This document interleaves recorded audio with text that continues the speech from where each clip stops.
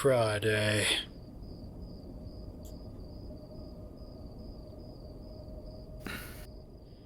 I bring the tripod back over my back. I bring the tripod back over my shoulder, wincing some as the metal pushes against my collarbone. I came all the way out here to this old post office, but the camera battery won't stay in. I can't even turn the thing on without physically pushing and holding the battery in place. Carl must have fucked the thing up more than I originally thought. Fuck. When I get back to the motel, I'll have to see if I can fix it. Otherwise, I'll probably have to download some pictures off the county website and just narrate over them. I should have scanned those photos I found at the city hall, because going back there now doesn't seem like a great idea. I close my eyes, letting my legs lead the way as I step through the tall grass and back into the dirt road. It's hot today, way hotter than usually in this late spring. Everything's kind of hazy, too, like there's wildfire air blowing downwind through echo. Those usually drive my allergies nuts, but so far I'm not feeling too stuffed up or itchy. As screwed up as it might sound, I always kinda liked when there were big fires in the state. I mean, sure, it sucks sneezing all the time and having my nose feel scratchy, but I love the burning smell. It reminds me of barbecues. Doesn't smell like that now, though that does remind me. I pull out my phone. It's 10:03 a.m. Jenna texted earlier. Chase, Leo wants to set up his grill at the hill behind your house. Around early afternoon, I think. If you want to stop by, you can. When we were kids, sometimes my dad would let us roll our little charcoal grill up there and try cooking ourselves. My dad always said it was to keep a wide buffer between us and the house, so we didn't accidentally burn the place down. After Flynn set a brush fire in our backyard during Labor Day, I kind of understood the sentiment. I exhale, shoving my phone back into my pocket. Interesting, Leo decided to schedule it while Flynn is still working. I bring my thumb and forefinger above my muzzle and press at the space between my eyes. I sniff, smelling the faint scent of musty ash that seems to be clinging to my fur even after the shower I took this morning. And just like that, my blood seems to cool. I get that weird stuttering feeling you have in your heart when you remember something you don't want to. Last night doesn't seem real. I can't believe shit like that exists, just past where I grew up. How long has that place even been around? It doesn't even have a name. I searched the address some more when I got home, but I didn't find anything online. I mean, I've been in gay bars before up in Peyton, usually because some girl I'm friends with drags me there. But nothing quite like that. At least Daxton seemed to not hate it completely by the time we left. Turns out the middle-aged horse guy was an old dastry, a term used for people who really like Ad Astra. Daxton and him hit it off pretty well while I was away. Carl, meanwhile, was already passed out in my car by the time we got back. It was an awkward car ride home. A strange sense of sad nostalgia takes hold of me as I approach the faded white, old brick structure that was my home. The white picket fence that surrounded the exterior is all but gone now. The few remaining posts are scattered all over the yard, some half buried in the loose, barren topsoil. I remember Dad always made me point at every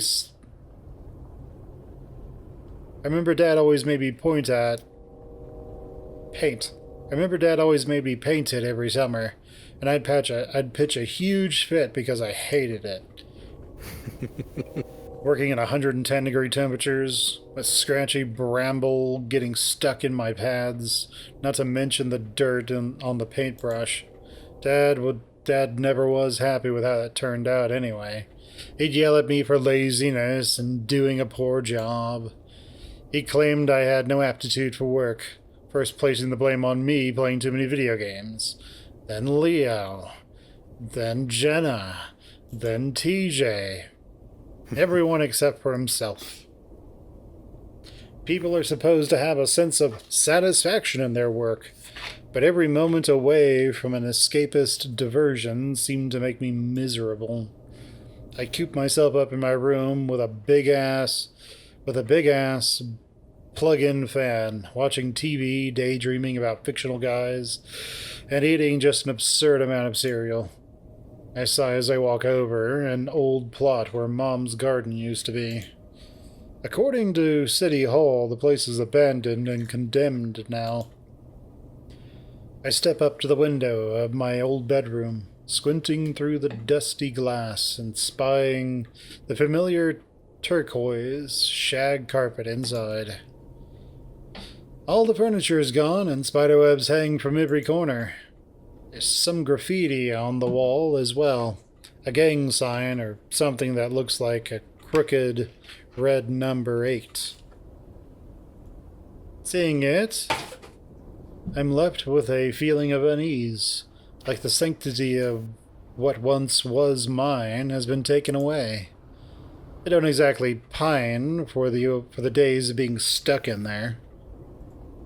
But there's an overwhelming pang of awareness that those times have passed and are never coming back. The worries I had growing up are gone and replaced by these visceral, very adult concerns about money, jobs, debt. And I'll never have a group of friends like I did back then. A sharp whistle breaks my train of thought. I spin around to see the silhouette of 2 figures up on the hill overlooking the house. Leo and Jenna. Jenna's probably competing with Leo again in some way and absolutely dominating him again. Probably. Cooking better than him. After a moment, TJ walks up next to them and waves. Hi, TJ. Or, hi, Chase. Hi, Hello. myself. Hello, myself. Hi, myself. I'm TJ's son. You know about him, right? Oh, yes. Tubbyson? Tabby, son. I lift my paw up, offering a limp wave in return. Next thing I know, TJ's making his way down the slope, Leo right behind him. Jenna follows shortly after. Chase, it's good to see you again. The lynx looks tired, all things considered, the tips of his fur tinged with the orangish dirt in the area. Still, he's beaming at me regardless. It's good to see you, too, actually. TJ cocks his head. Actually? I blink. Yeah, what do you mean by that, Alter? Leo has a stern voice, his eyes hard upon me. I mean, you know what I mean. A smirk appears at the edge of the wolf's muzzle, then he steps up to me, slugging my shoulder with enough force to sting a bit. Well, astonishing. It's good to see you swell. I wince a bit from the blow. Leo reaches over and ruffles my head fur. Sorry. He grins a little afterwards. He seems very cheery. He seems cheery overall. It's hard to believe he's the same Leo that just yesterday I was hiding in a bathroom cupboard from. I try not to look too tense. Next time, hit him harder. Jenna gives me an edged look, though there's warmth to her eyes. Jenna. She looks me over, then glances toward the road. I'm surprised you didn't drive. We found a picnic table in one of the yards of the abandoned houses. We set it up over there. He points to the base of the hill slope, where, sure enough, an old wooden picnic table sits. And TJ was okay with this. The lynx frowns, digging his toes into the dirt. Well, as long as we put it back when we're done, it's not technically stealing. It's just borrowing without permission. But probably no one lives there, so That's right, who TJ. cares? Who cares? You're becoming quite the rebel, TJ. I managed to smile at him. He looks slightly aghast, though Leo chuckles. We should put the hot dogs on the grill now. The bacon won't take as long. Jenna turns, making her way over to the table. Beside it is a green, portable propane grill, like the sort like the sort you use for camping trips. On top of the grill are a couple of Ziploc bags. We're gonna grill up these fancy pepper jack hot dogs we got in Peyton, and some applewood smoked bacon. That sounds good. We even got some tofu dogs for Carl. Just like old times, eh? Yeah? I hope we've gotten better at cooking since then, but where's Carl? Leo shrugs. TJ chimes in. Maybe he slept in? It's kind of early. You know how lazy he is. And high all the time. For him, I mean.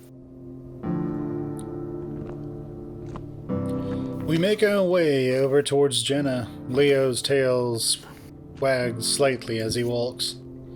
I set my gear down and peer at the table. The thing is still dirty as hell. Probably over a decade of dust and weather etched into the wood and metal. I can't remember what neighbor this belonged to. Over the years, there were so many. Usually hippies or retirees seeking to get away from the hustle and bustle of urban, or even suburban, living. Most became rather disillusioned with the idea of Echo being some lovely desert escape about after a month of living here, though. That's usually how it goes. I glance up at Leo. He looks back at me. He's taking the hot dogs out of the packaging and getting them all set up on the grill. The wolf doesn't say anything, and neither do I. He keeps making the same faintly awkward smile whenever I look at him too long. TJ and Jenna sat down at the table and are digging through a weathered backpack. Jenna takes out some paper plates, setting out a small stack and weighing them down with a rock so they don't blow away. That seems kind of unhygienic. Don't worry, we won't eat off of that one. She looks up and over at me. We'll just give it to Chase. TJ frowns and shakes his head. I sigh, furrowing my brows on. Look, I'm sorry I haven't been around much this whole trip. I kind of regret it too. Really? The Finnick responds with a tone of feigned surprise, though when we lock eyes, she seems to waver some. She crosses her arms over her tank-topped chest, looking down, then back up again. It's okay. It's been an interesting few days for us. I raise my brow inquisitively. Yeah? Same here. Jenna smiles in an apologetic fashion, and I move to sit next to her. TJ reaches into the bag and holds up a few bottles of condiments to me. We got jalapeno ketchup, relish, spicy mustard, and a baggie of chopped onions. Did you get those chopped onions from Carl? Because those might not be chopped onions. Why do they look like mushrooms? They kind of smell like... Are we gonna have a really fun time out in the desert? Things are already moving all by themselves. Wait, I mean, I tried some chopped onion earlier. wait. I mean, we're already having a fun time here out in the desert without Flynn. Hey, look, that's big sandy. It probably used to be a lake. Sounds delicious, TJ. Yes, I know. It's a spice overload, but it was to appease Leo's iron palate. Hearing his name, Leo waves at us. You know, I read an article once that people who like spicy foods are have masochistic tendencies. Jenna rolls her eyes, glancing at Leo, then back to me.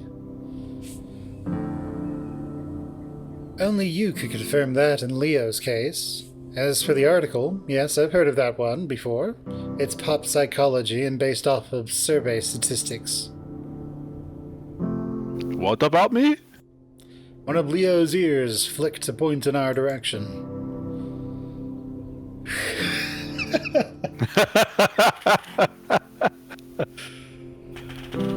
Chase was just telling us about your masochistic tendencies. Leo stops what he's doing and looks at us with the slightly widened eyes. My what? Chase, you're supposed to keep that private. Oh, God. I cover my face with my paw. I wouldn't say I'm into that. I just like it rough. You shouldn't be talking about people behind their back, Jula. He says this teasingly, stretching out some aluminum foil on the grill and placing the strips of bacon on it. Someone should have told you that earlier. You've been talking about Chase non-stop this week. Leo stiffens some, then tries to laugh it off. What?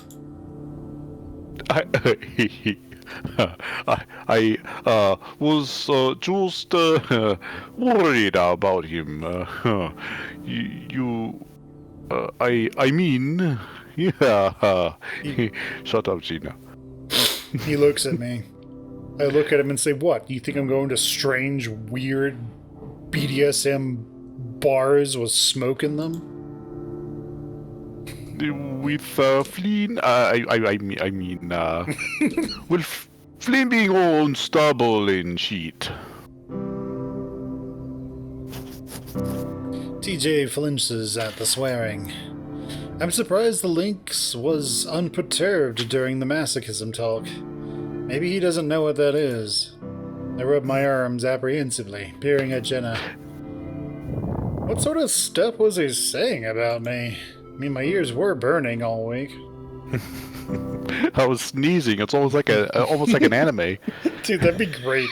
The whole thing was like, when someone talks about you, you sneeze. You just like... Constantly sneezing. All the doctors who hate this one surgeon, whenever he goes into surgery, they're all just talking about him nonstop. Achoo! Oh no! Crap, that was an artery! You know, surprise sneezes too, little ninja sneezes that make you sneeze just out of nowhere. He's there just trying to keep his eyes open, he's just constantly sneezing. These people are just laughing their ass off. You have that one guy who always likes to hover his finger over the launch all the nukes button. Yeah, that guy, he's a douchebag. That's you, nukes. Oh no!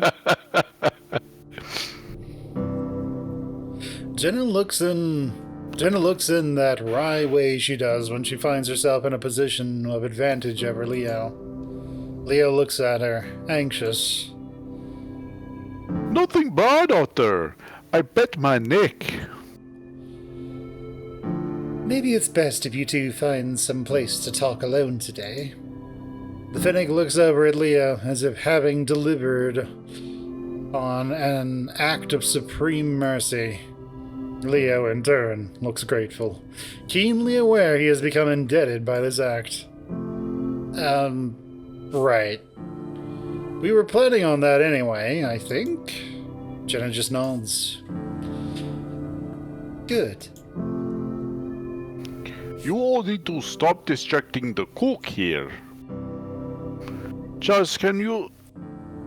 Past the sizzling of the grill, the clop of hooves on dirt becomes audible as fire begins to stretch out from the grill. Shit, Chula!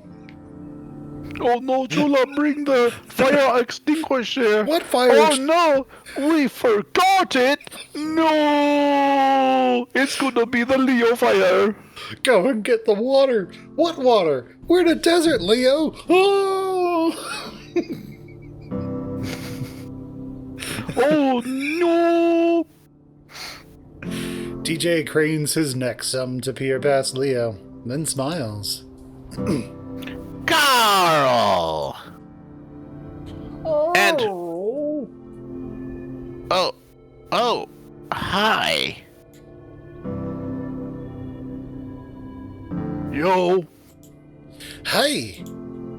Carl immediately blobs himself down at the table, across from me, the ram rubbing his eyes with his fists. The Daxton entire table just lifts up and falls over on top of Carl. Yeah, the entire table goes down about 5 degrees in one area and up about 5 degrees in another. I'll go for it completely flips over onto Carl, but okay. The wheels on the picnic table become ovals. The wheels on the table go round and round and flat.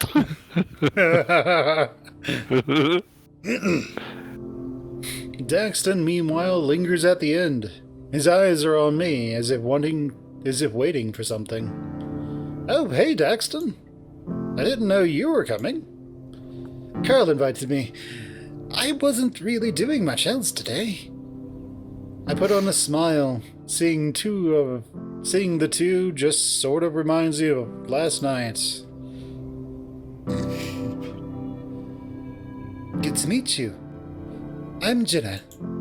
Jenna offers a quick nod. Meanwhile, TJ seems to bolt up, offering a paw to the tall salamander.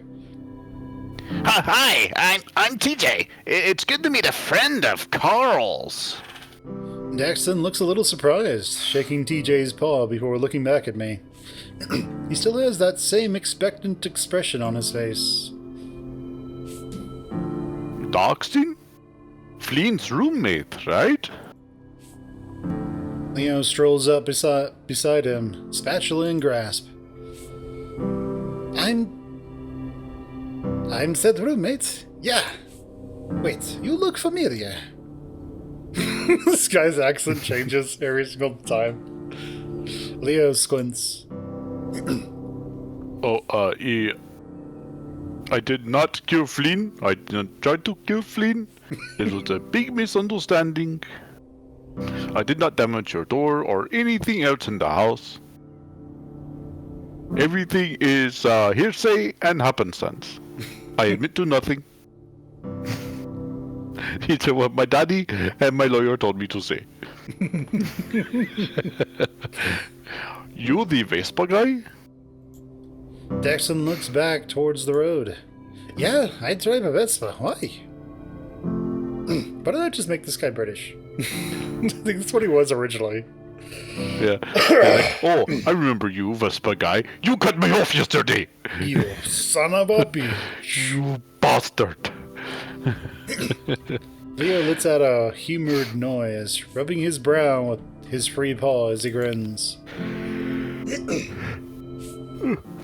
You came to my dad's shop with the oil leak in that thing. Daxton blinks in realization. Oh, Alvarez. Otto, up in Peyton. Yeah, I went there. That thing was a damn nightmare. At first I thought you were just using the wrong type of oil, since that's the most common reason. People don't know they got to use motorcycle oil, which lathers the transmission, gears, valves, and all that. Plus, it's less thick. But the thing was still leaking. So next I drained the overflow tube on the airbox and troubleshooted. Took me about 2 hours before I figured out that it had to do with the piston rings being worn out. Problem is, your little ride's a dumb special overseas import, yeah? There's no place that has replacement parts you needed for at least 7,000 miles. I inherited it from my uncle in the old country. He was probably British. I That's guess the accent. I guess that's why it took so long. Yeah, can't say I ever worked on a machine like that prior to you, so thanks for the experience. Like I was saying, my dad owns the place. I'm Leo Alvarez. Leo Chase extends. is my boyfriend. Daxton gives me and Leo a very confused look. Leo extends out a paw, though with less gusto than TJ. Oh no. He remembers Leo. He's like, Leo? I see Daxton's gaze flick to me, his lips pulling a bit tighter on his smooth face. He takes the paw, shaking it. Leo perks a brow. Judging by the look on your face, you heard of me. A wee bit. Oh, good, I hope. Ha ha ha. Leo smiles lopsidedly. Not really, but whatever. The response elicits a collective irk from most of us. Salamander withdraws his hand, and Leo looks a little gobsmacked. Your roommate's Flynn, so I guess that's to be expected. He likes to talk shit. Daxton shrugs, then moves to sit at the table next to me. Chase, if you've got a minute, could we talk later? Sure. The salamander looks grateful, but doesn't elaborate further. Meanwhile, Leo stands there, rotating the spatula on his paws with his eyes on the dirt. After a moment, he turns, heading back to the grill, with an expression on his face that I can't quite make out. Jenna props her chin up with her paw, smiling faintly at Daxton. Wow. What? Nothing. Just musing out loud. Where are you from, Daxton? The salamander rests his hands on the table, rubbing his thumbs together. I've been living in here in Echo for a year or two. Before that, I was in Colville, where I grew up. Ugh, go for it, Carl. Colville. Jenna stops smiling. Colville? Really? What? What's wrong with Colville? Everything, dude. Colville. Isn't that the place with the lampposts that have little cowboy hats on them? Oh yeah, they have the cobblestone streets there. I went for a field trip once. Really wanted to live out in the country for a day. Old West. That place is too rich, even for me. For real? Wait, Colville? It looks like it's a cowboy place? It's just all rich? What the fuck? They put those creepy smiling native mannequins on the sidewalks as decorations. Like it isn't grossly offensive noting its history. Oh yeah. They shot that one big western film there. The one with Jack Gillihew searching for some family's daughter that got abducted by the Meseta. The town sort of rode off the fame of that movie for the past 40 years, from what it seems like.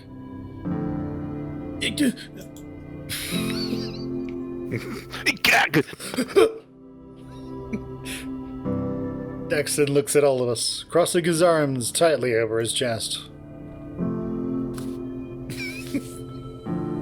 It hasn't been doing that well as it used to. Westerns aren't exactly as big as they used to be. It's kind of a shame, that. Not really a surprise, noting how tasteless most of them were. Carl shifts in his seat a bit awkwardly. TJ speaks up. Speaking of Old West stuff, how goes the project, Chase? Leo said you couldn't hang out with us because you were working on it. Jenna reaches into the backpack and pulls out a notebook, laying it out in front of her.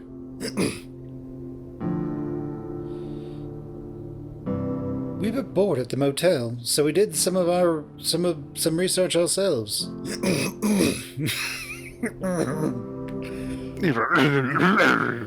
We were bored at the motel, so we did some of the research ourselves.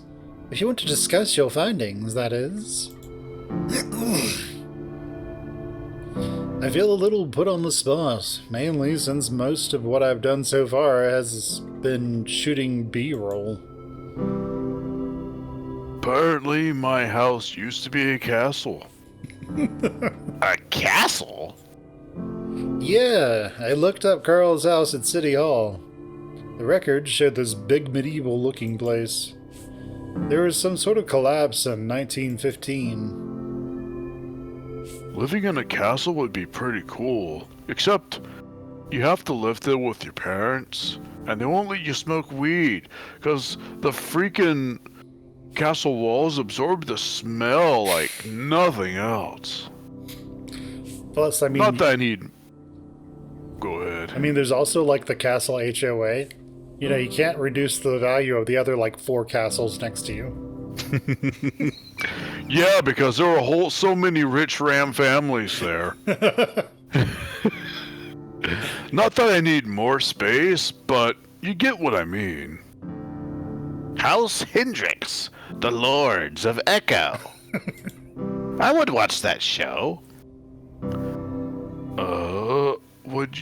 Would probably have had too much sex and violence for you, man. Truly that there would be much of the former with you on it. Carl lets out a little snicker before drifting his gaze to the sizzling grill nearby. Even Daxton seems to smirk a bit. If you say so. TJ flinches at the lewd talk, and Jenna quickly shifts her tone. Continue, Chase. Well, like, that's the thing. Carl's ancestors founded the town, but I think Flynn's family are the ones who mainly controlled it during the 20th century. There's a ton of Muir names in the records for leadership positions. We were too busy making ice cream, I guess, even though that didn't exist during the time of castles. Speaking of which, I'm starving. How much longer, man? He calls out to Leo, the wolf looking over his shoulder. Unless you want your hot dogs medium rare, just a little longer, yeah? Jenna waves off the boy's banter, speaking to me again. That's strange, noting Flynn's species. Reptilians aren't readily trusted by majority society in this country until relatively recently. I shrug. I'm not sure whether it's relevant to what I'm trying to cover. I mean, I haven't been able to find anything about the initial 1877 hysteria incident. It's like all those files are just gone. I pause, chewing my lower lip as I remember something. There were some local documents I found, concerning the mine. I don't know, but go on. There was mention of some sort of messed up murder happening in the mines in 1915 that somehow resulted in a riot. Not to mention, was made in 1877 hysteria event, though. No mention was made of the 1877 hysteria event, though. Jenna pulls up her notes, her eyes bouncing left and right as she speed reads. That's interesting. You mentioned that year earlier, 1915. The census recordings show that there was a large population drop between 1910 and 1920. I couldn't find any economic justification for it, since the mine continued to operate and the railroad line still serviced Echo. Daxton holds up his hand. So sorry, I'm trying to catch up to what you guys are trying to figure out here. Are you saying that these mine murders caused Echo to lose all its people? The correlations do not simply imply causation, but this is for Chase's video report, not an academic paper. You know how it is. Being interesting is more important than being thorough. Your piece should be called Top 10 Reasons Echo Depopulated from Evil Mine Murder. You won't believe reason number 2. Like, throw some boobs on the thumbnail image and post it on the Pueblo website. I frown. I'm used to hearing how the internet age has made modern journalism sort of a joke now, but it still stings. This isn't for the website or anything. This is just a class project. Then it matters even less, dude. You're not even getting paid. Hell, you're paying them thousands. They should give you some slack.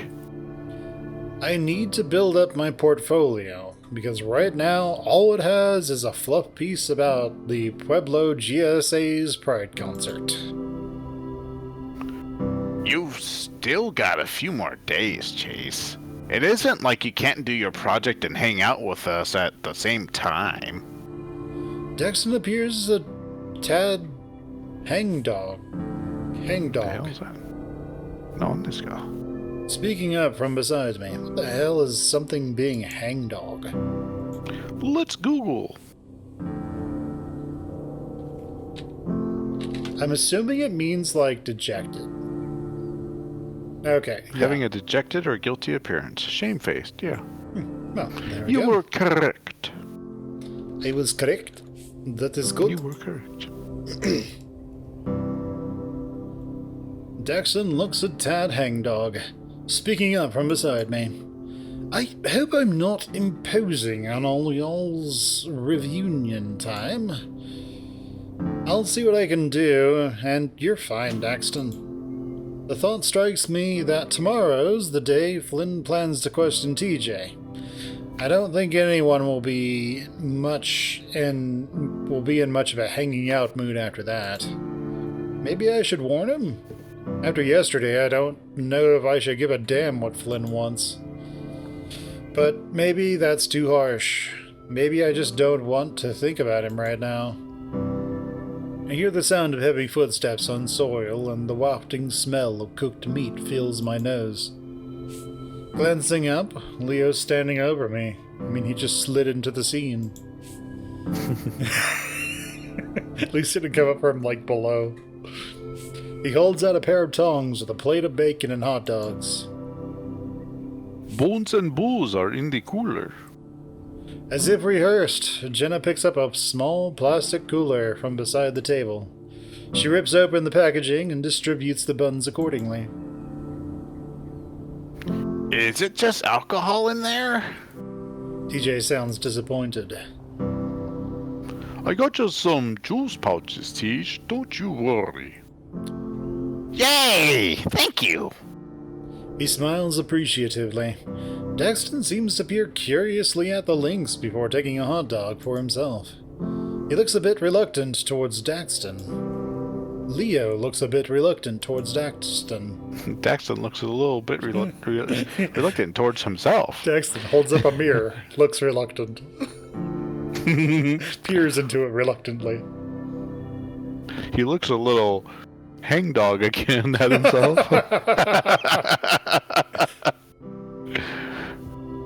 You guys eat meat?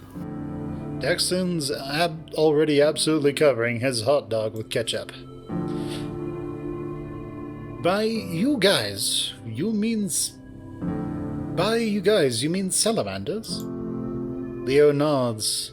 I finally get a bun and began to assemble my hot dog, wrapping it in bacon. Yep, we eat meat. My grandpa used to say that you should never trust somebody who doesn't. Carl looks up. Except for Carl. He's cool and trustworthy as all hell. The ram tries to force a tofu dog into his maw to hide the big smile forming on his muzzle. Jenna looks at them curiously, waiting for TJ to finish placing relish on his cut-up, bunless hot dog. Carl swallows, speaking up finally.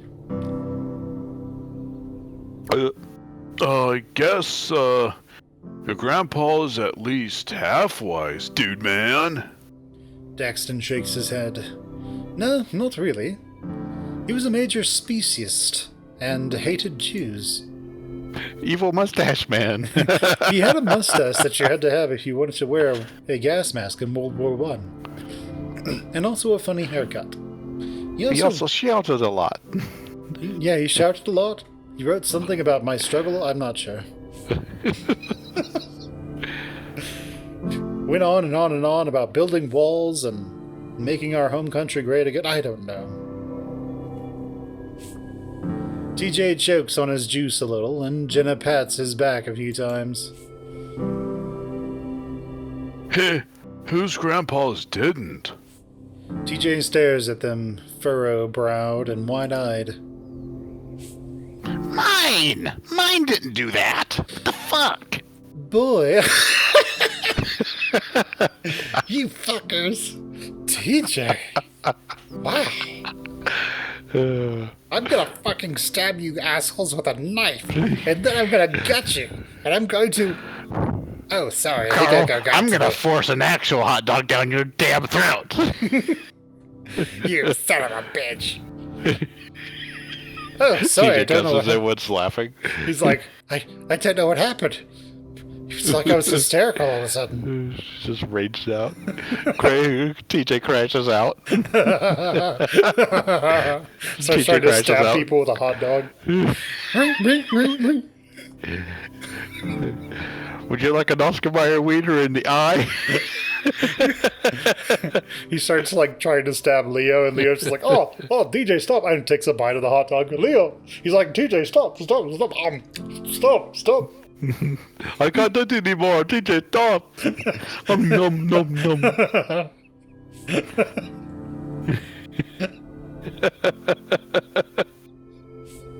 Oh man, this idea is just so dumb. I love it.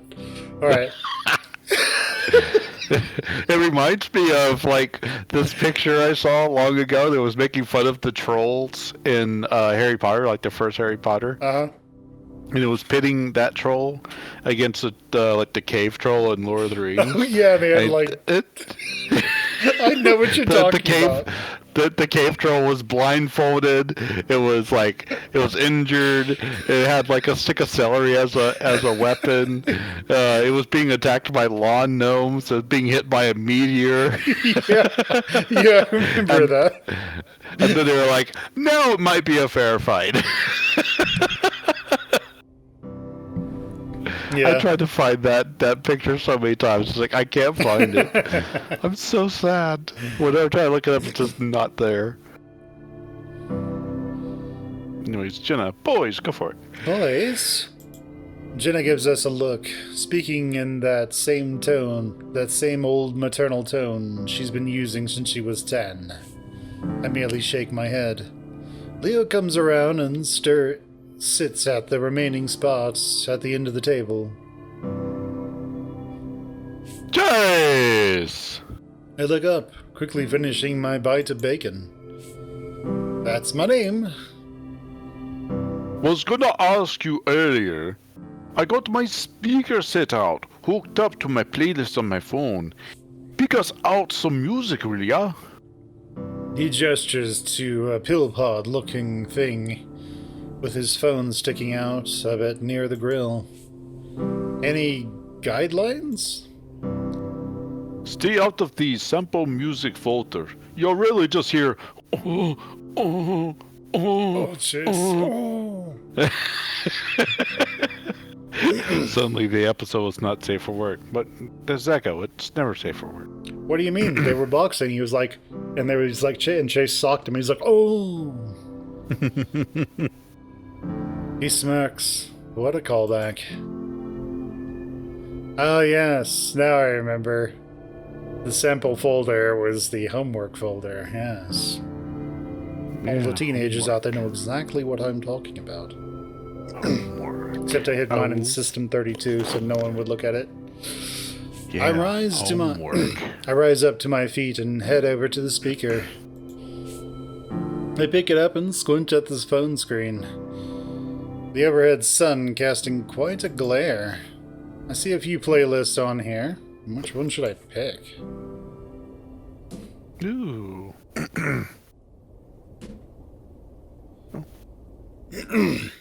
I don't think it really matters which one we choose, but I don't actually remember seeing this, so let's see.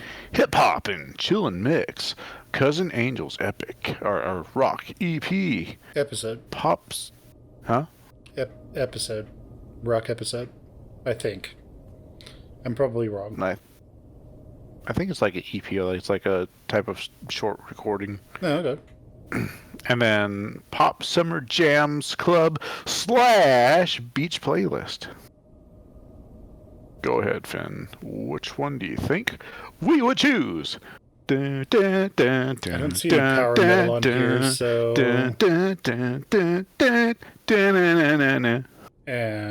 let's go with Pop Summer Jams.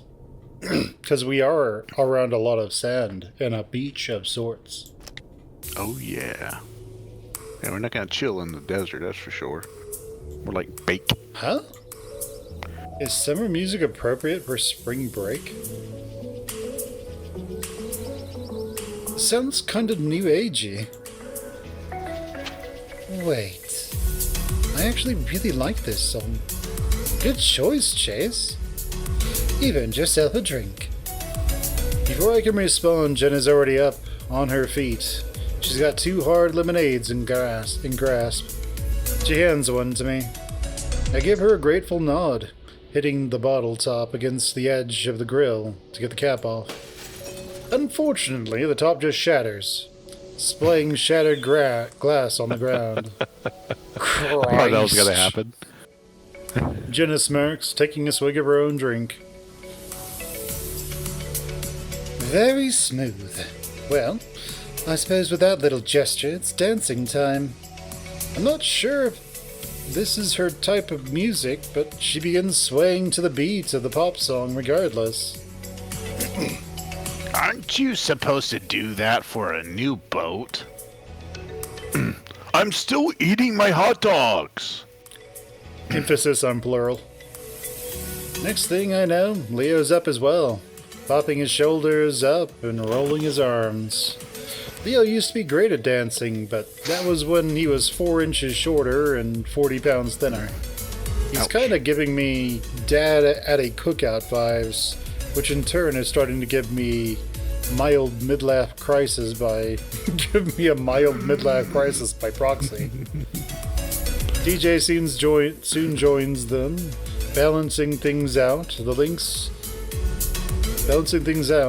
doing some basic shuffles. I look down at my feet. Fuck it. I'm an otter, right? Natural entertainer.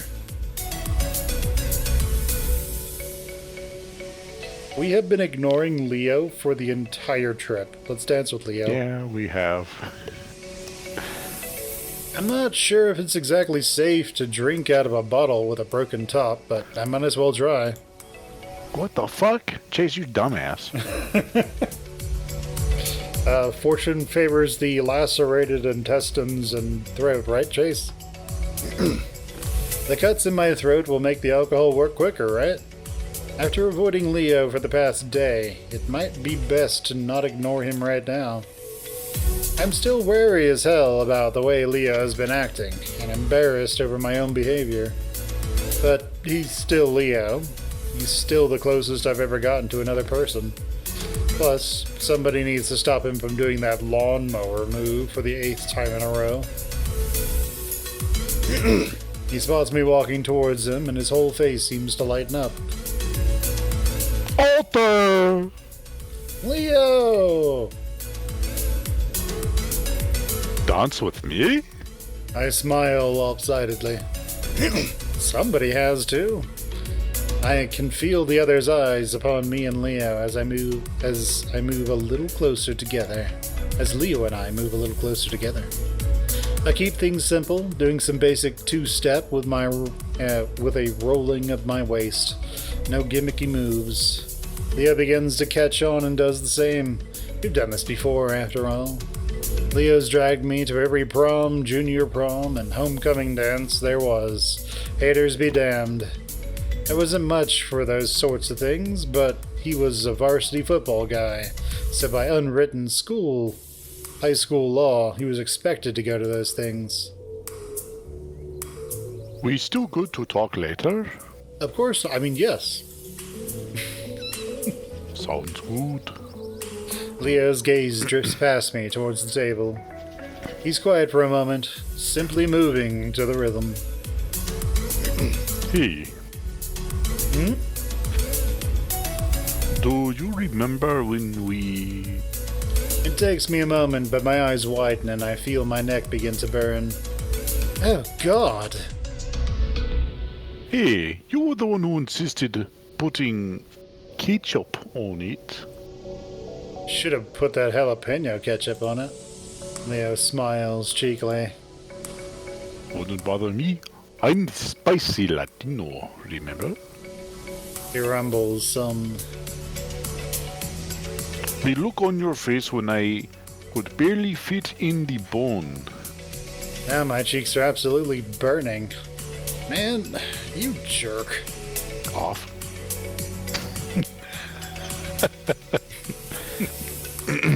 Whose idea was it again? My crotch smelled like a concession stand for a week because I don't shower. It's not my fault you don't know how to properly wash. Eh? Says Mr. Muskie himself. I let out a large puff of air. Puh! It feels just like when we were a couple. And that's the scary part. My mind reels back to Leo's confrontation with Flynn these past few days. His violent behavior. I take a step back, clearing my throat. Let's just dance, okay? I hear ya. We continue on, and it feels like just an hour passes. I peel a bit of wallpaper off above the mantel with my thumb.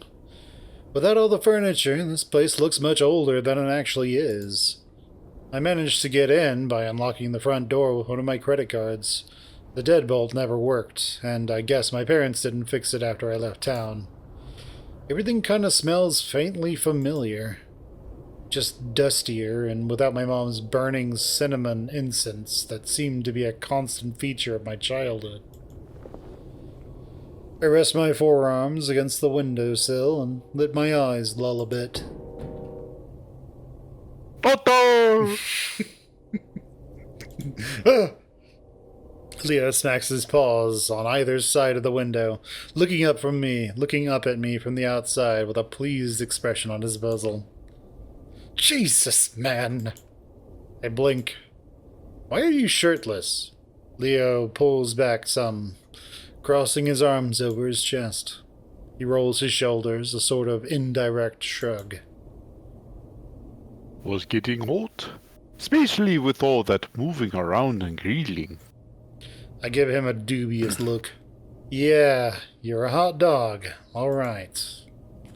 The Red Wolf responds with a delighted smile. I harumph, trying to change gears a bit. You're not, self-conscious or anything? I mean, it isn't like the height of football season for you anymore.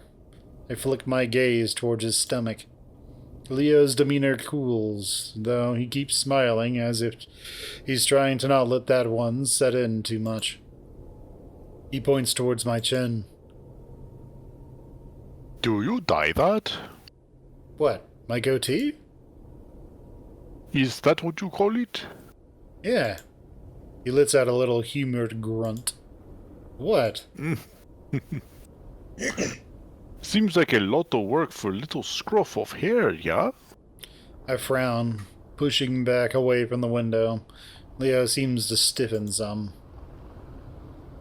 Hey! I'm just kidding. You look very good. Seeing you dancing and all that takes me back. But you are different. He pushes his tongue against the roof of his mouth. Leo's eyes darting from side to side as he tries to find the right words. I haven't seen him like this since we were younger. I wonder if his English has been getting worse without us around. His family really only speaks the native tongue at home, and I imagine it's the same at the shop he works at. Thanks. I'm honestly not sure how to respond to that. What am I doing that's so different? I can't explain it. You're just like you used to be, just less. I feel a sinking sensation within my chest. Leo suddenly snaps his fingers. Mellowed out. Mellowed out. That's it. Listen, Leo. You said you wanted to talk, right? Because if your big point is that I'm not a complete spaz anymore, I'm already aware. Leo furrows his white-tinged brow. You never were a spaz. I was getting to that. Spaz? You don't know what a spaz is? I've heard of it. I never looked it up. No, okay. I think it's, if I remember correctly, it's kind of slang for someone who's just like always high energy and like looking around like, oh man, what's going on? Hence the term spazzing out for someone who's kind of just acting crazy. Or kind of weird or hyper. An incompetent or uncoordinated person. Yep, there you go. Chase? Chase. I spin around and see the familiar salamander standing anxiously behind me. Oh, hi.